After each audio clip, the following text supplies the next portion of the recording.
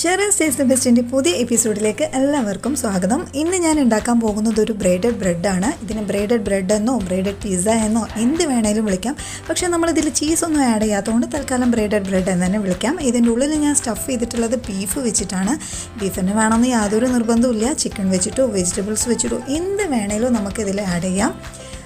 ഇത് ഭയങ്കര ടേസ്റ്റിയാണ്, അതുപോലെ വളരെ സിമ്പിളാണ് ഇത് ഉണ്ടാക്കാനും. അപ്പോൾ നമുക്ക് ഒട്ടും സമയം കളയാതെ ഇതെങ്ങനെ ഉണ്ടാക്കാമെന്ന് നോക്കാം. ഇതുണ്ടാക്കാനായിട്ട് ഞാനിവിടെ എടുത്തിട്ടുള്ളത് 1.5 കപ്പ് മൈദയാണ്. പിന്നെ ഒരു 100 ml ഇളം ചൂടുള്ള പാലിലേക്ക് 1 teaspoon yeast, 1 table spoon oil, 1 teaspoon പഞ്ചസാര, ഇതെല്ലാം കൂടി ഇട്ടിട്ട് ഒന്ന് ഇളക്കണം. എന്നിട്ട് ഒരു 10 മിനിറ്റ് ഒന്ന് മാറ്റി വയ്ക്കണം. ഇനി മൈദയിലേക്ക് ഒരു 1/2 ടീസ്പൂൺ ഉപ്പിട്ട് കൊടുക്കാം. പിന്നെ 2 teaspoon oregano, chilli flakes, garlic powder, ഇതെല്ലാം കൂടെ മിക്സ് ചെയ്തത് ഒരു 2 ടീസ്പൂണും കൂടെ ഇട്ട് കൊടുക്കാം. ഇനി മൈദയിലേക്ക് നമ്മൾ നേരത്തെ മാറ്റി വെച്ച പാല് കുറേശ്ശെ ഒഴിച്ചു കൊടുത്തിട്ട് നന്നായിട്ടൊന്ന് കുഴച്ചെടുക്കണം. ഇത് ചപ്പാത്തിയേക്കാളും ലൂസ് ആവണം മാവ്. ഏകദേശം നമ്മളെ കയ്യിൽ ഒട്ടിപ്പിടിക്കുന്ന രീതിയിൽ വേണം ഈ മാവ് വരാനായിട്ട്. ഒരു 10 മിനിറ്റെങ്കിലും ഇതുപോലെ നന്നായിട്ട് കുഴക്കണം. അതിനുശേഷം അതിന് മേലെ കുറച്ച് ഓയിൽ പുരട്ടിയിട്ട് ഒന്ന് മൂടി വെക്കണം. ഞാനിവിടെ ക്ലിങ് ഫിലിം വെച്ചിട്ടാണ് മൂടി വെക്കുന്നത്. അതന്നെ വേണമെന്നൊന്നുമില്ല, ഒരു നനഞ്ഞ തുണി വെച്ചിട്ട് മൂടി വെക്കാം. ഈ മാവ് 1 മണിക്കൂർ മാറ്റി വെക്കുന്നത് ഇതൊന്ന് പൊങ്ങി വരാനുള്ളൊരു ടൈം കൊടുക്കണം, അതിന് വേണ്ടിയിട്ടാണ്.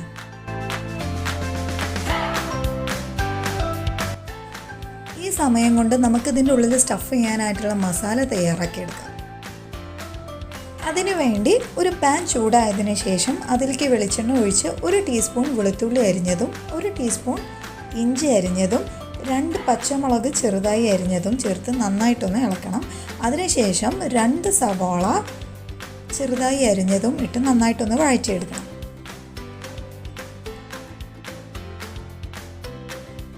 ഇനി ഇതിലേക്ക് ഒരു 1/2 ടീസ്പൂൺ ഉപ്പിട്ട് കൊടുക്കാം.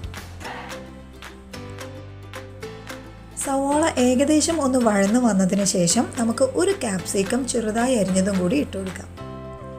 ഇനി ഇതിലേക്ക് ഒരു 1/2 ടീസ്പൂൺ നേരത്തെ പോലെ തന്നെ oregano, chilli flakes, garlic powder, ഇതെല്ലാം കൂടെ ഞാൻ മിക്സ് ചെയ്ത് വെച്ചതാണ്. അതൊരു 1/2 ടീസ്പൂണും കൂടെ ഇതിലേക്ക് ഇട്ട് കൊടുക്കാം. ഇനി ഇതിലേക്ക് വേവിച്ച് വെച്ച ബീഫ് ഫ്രൈ മിക്സിയിൽ ഒന്ന് ക്രഷ് ചെയ്തതിന് ശേഷം ഇതിലേക്ക് ഇട്ട് കൊടുക്കാം. ഇത് ഞാൻ നേരത്തെ ഉണ്ടാക്കി വെച്ച ബീഫാണ്, അതായത് നമ്മൾ ഉണ്ടാക്കി ബാക്കി വരുന്ന ബീഫ് ഉണ്ടാവുമല്ലോ, അതാണിത്. ഇനി ഇതിലേക്ക് ഒരു 2 ടേബിൾ സ്പൂൺ ടൊമാറ്റോ സോസും 2 ടേബിൾ സ്പൂൺ സോയ സോസും കൂടി ഇട്ടിട്ട് നന്നായിട്ടൊന്ന് സോട്ട് ചെയ്തെടുക്കാം. ഇനി നിങ്ങളുടെ അടുത്ത് ബീഫ് വേവിച്ച് വെച്ചതില്ലെങ്കിൽ ഒരു കുറച്ച് മല്ലിപ്പൊടിയും, മുളക് പൊടിയും, മഞ്ഞൾപ്പൊടിയും, കുറച്ച് വെളുത്തുള്ളിയും, ഇഞ്ചിയും, കുറച്ച് പെരുംജീരകവും കൂടി ഇട്ടിട്ടൊന്ന് വേവിച്ചിട്ട് അതൊന്ന് വെളിച്ചെണ്ണ ഒഴിച്ച് ഫ്രൈ ചെയ്തിട്ട് ഇതുപോലെ ചെയ്താൽ മതി. അതല്ല ഏറ്റവും കൂടുതൽ എളുപ്പം നമ്മളെ വീട്ടിൽ നമ്മൾ ഉണ്ടാക്കി വെച്ച ബീഫ് ഉണ്ടാവുമല്ലോ, അപ്പോൾ അതിൽ നിന്ന് കുറച്ചെടുത്തൊന്ന് മാറ്റി വെച്ചാൽ മതി. ഇപ്പം നമ്മുടെ മൈദ ഏകദേശം പൊങ്ങി വന്നിട്ടുണ്ട്. ഇനി ഇത് നന്നായിട്ടൊന്ന് കൈ കൊണ്ടൊന്ന് ഇതുപോലെ കുഴയ്ക്കണം.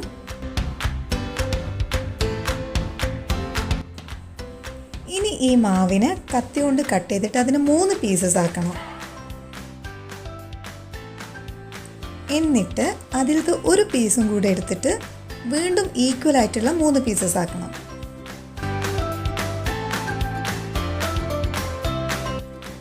ഇനി അതിൽ 2 വലിയ പീസസ് ഉണ്ടാവും. അതിലത്തെ 1 എടുത്തിട്ട് നമ്മളിതുപോലെ റൗണ്ട് ഷേപ്പിൽ പരത്തിയെടുക്കാം.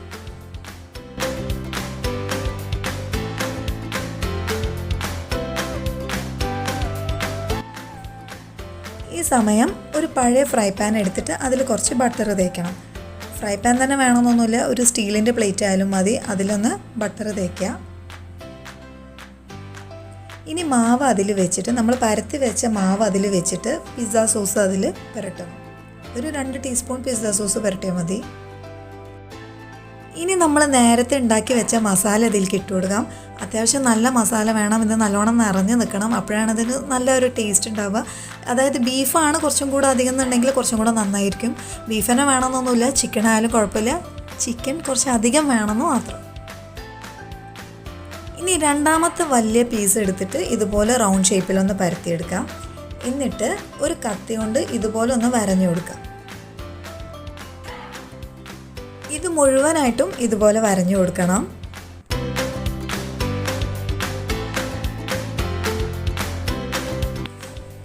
എന്നിട്ട് അത് ഇതിൻ്റെ മേലെ വെച്ചിട്ട് ഇതുപോലെ കൈകൊണ്ട് എല്ലാ സൈഡും ഒന്ന് ഒട്ടിച്ചു കൊടുക്കണം.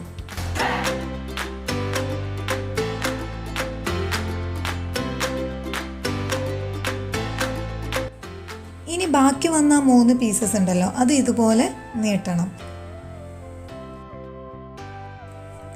3ഉം ഇതുപോലെ ഒരേ കനത്തിലും ഒരേ നീളത്തിലും നീട്ടി വയ്ക്കണം. എന്നിട്ട് അതിൻ്റെ അറ്റം ഇതുപോലെ ഒട്ടിച്ച് വെച്ചിട്ട് നമ്മൾ മുടി പിന്നിയിടുന്ന പോലെ പിന്നിയിടണം. ഇങ്ങനെ ചെയ്യുമ്പോൾ ഓരോന്നും കുറച്ച് വിട്ട് വെക്കണം, കാരണം അത് തമ്മിൽ ടച്ച് ചെയ്യാൻ പാടില്ല. അങ്ങനെ ചെയ്താൽ അത് ഒട്ടിപ്പോവും. ഇപ്പോൾ നമ്മൾ മേലെ ഇങ്ങനെ പിന്നി വരുമായിരിക്കും, പക്ഷെ താഴെ എത്തുമ്പോഴേക്കും അത് എല്ലാതും കൂടെ കൂട്ടിക്കെട്ടി ഒട്ടിപ്പോയിട്ടുണ്ടാവും. അപ്പോൾ അത് ശ്രദ്ധിക്കണം. ഇനി ഇതെടുത്തിട്ട് മാവിൻ്റെ സൈഡിൽ ഇതുപോലെ വെച്ച് കൊടുക്കണം.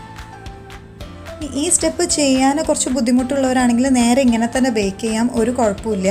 അതിൻ്റെ സൈഡൊക്കെ ഇതുപോലെ ഒന്ന് പിന്നി വെച്ചാൽ മതി. പക്ഷേ ഞാൻ ഈ ചെയ്യുന്നത് ഇതൊരു ഭംഗിക്കും കൂടെ വേണ്ടിയിട്ടാണ്, കാരണം ഇതിങ്ങനെ ചെയ്യുമ്പോൾ കാണാനൊരു ഭംഗിയുണ്ടാവും, അതിന് വേണ്ടിയിട്ടാണ്. ഇനി ഈ മാവ് നമ്മൾ ഓൾറെഡി ഒറിയാനോ ഗാർലിക് പൗഡർ ഇതെല്ലാം ചേർത്തതുകൊണ്ട് നല്ലൊരു ഫ്ലേവറും കൂടെയാണ്, നല്ലൊരു ടേസ്റ്റ് ഉണ്ടാവും. ഇനി ഇതിൻ്റെ മേലെ നമുക്ക് കുറച്ച് പാല് ഒന്ന് മോയിസ്റ്റ് ചെയ്യാൻ വേണ്ടിയിട്ട്, അത് ബേക്ക് ചെയ്ത് വരുമ്പോഴും നല്ലൊരു സോഫ്റ്റായി കിട്ടും. അതിന് വേണ്ടിയിട്ട് നമുക്കൊന്ന് പാല് മേലെ ബ്രഷ് ചെയ്ത് കൊടുക്കാം. ഇനി ഞാനിത് ഗ്യാസ് ഓവനിലാണ് വെക്കുന്നത്. ഇതൊരു 170 ഡിഗ്രിയിൽ ഒരു 20 to 25 മിനിറ്റ്സ് വരെയെങ്കിലും നമുക്ക് വെക്കാം. ഇനി ഇതിന് ഓവൻ ഇല്ലെങ്കിലും പ്രശ്നമൊന്നുമില്ല. ഒരു ഗ്യാസ് സ്റ്റവിൽ അത്യാവശ്യം വലിയൊരു പാത്രം എടുക്കുക, എന്നിട്ട് അതിൻ്റെ ഉള്ളിൽ ഉപ്പിട്ട് കൊടുക്കുക. ഇനി ഒരു പ്ലേറ്റ് അതിൻ്റെ ഉള്ളിലേക്ക് വെച്ചിട്ട് നമ്മൾ ഏത് പാത്രത്തിലാണോ നമ്മൾ ബേക്ക് ചെയ്യാൻ വെക്കുന്നത് അത് അതിലേക്ക് ഇറക്കി വെച്ചിട്ട് മൂടി വയ്ക്കുക. എന്നിട്ട് ഒരു അരമണിക്കൂർ കഴിഞ്ഞിട്ട് ഒരു മീഡിയം ഫ്ലെയിമിൽ ഒരു അരമണിക്കൂർ കഴിഞ്ഞാൽ നമുക്ക് ഓഫാക്കി എടുക്കാം. നമ്മൾ ബ്രെഡ് റെഡി ആയിട്ടുണ്ടാവും. ഇപ്പോൾ നമ്മുടെ ബ്രെയ്ഡഡ് ബ്രെഡ് റെഡി ആയിട്ടുണ്ട്. ഇനി ഇതിൻ്റെ മേലെ നമുക്ക് ബട്ടർ തേച്ച് കൊടുക്കാം. അപ്പോൾ നല്ലൊരു ഗ്ലോയിങ് ഉണ്ടാവും, കാണാൻ നല്ലൊരു ഭംഗിയുണ്ടാവും.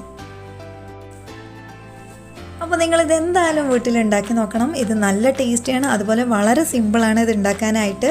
ഇനി ബ്രെയ്ഡ് ചെയ്യാൻ അറിയാത്തവരാണെങ്കിൽ ആ സ്റ്റെപ്പ് ഒന്ന് അങ്ങോട്ട് സ്കിപ്പ് ചെയ്താൽ മതി, വേറെ ഒരു പ്രശ്നവുമില്ല.